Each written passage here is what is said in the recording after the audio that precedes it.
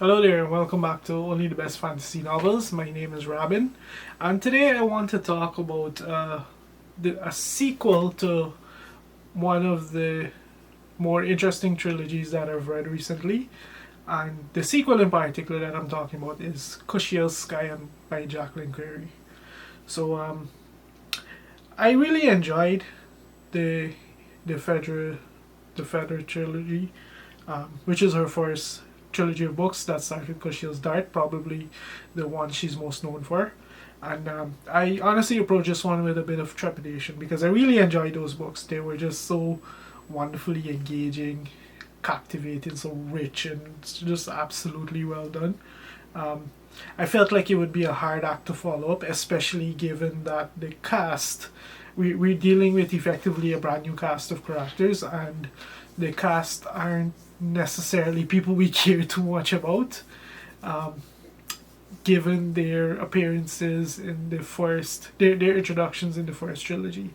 Um, so it's actually surprising that this proved to be such a great return to the world of Terradonge, and just these characters in this world and the politics and everything that just imbues these books with everything that we love about Jacqueline Carey's Nomad's universe stuff.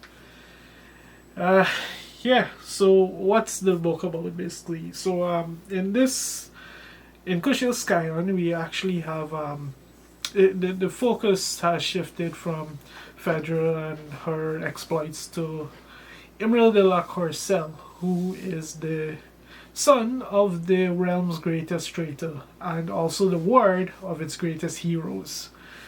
So quite a juxtaposition there. Um, because of his nature versus his nurture, his birth versus his growth, I should say. He treads a fine line. He's either accepted tentatively by people or just absolutely hated, and it's such a precarious position for him, forever tainted by the mark of the said realm's greatest traitor. That it really takes a very a very blatant smear campaign, very such a tiny push to really get the ball rolling and to really force him to strike out on his own and basically kick off the events of the book. Um, we follow his adventures after he basically strikes out to find his own to come into his own, and things get surprisingly interesting. Surprisingly interesting. Um, I think that this book kind of proved that Jacqueline Carey is definitely, she's just an engaging writer. She can take pretty much anything and just make it work. Um, because like I said, I honestly approach this series with a lot of trepidation, but she hooked me. She didn't hook me quite as deep as the original trilogy, but she definitely hooked me. And she kept me wanting more. She actually made like I was engaged enough to actually read this book relatively fast, given just how absolutely fat it is, as they all are.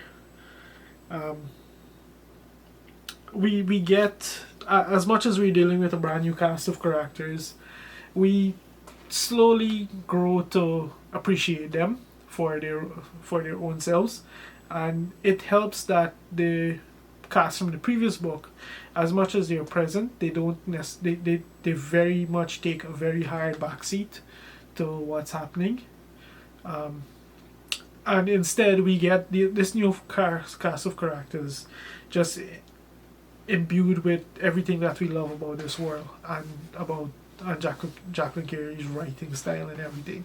It works. It works differently than the first trilogy, but it works just as well in its own way. I just love how meandering and twisty this book actually was. Like when it started initially, things seemed to be going one way, and then all it took was one small smear campaign to completely pivot everything that was happening. And then the way the book wraps up, it was just completely out of the blue. Like we we thought we were walking into one scenario, and then when said scenario was, and in the lead up to that scenario, it seemed, straightforward, usual stuff. And then when it's actually time to play out, we find something completely different, which was fun, which was unexpected, and it worked because there actually was a little bit of foreshadowing very early on about what happens in the end of this book. So yeah, I can't really complain. Who wants to read a very linear story anyway, right?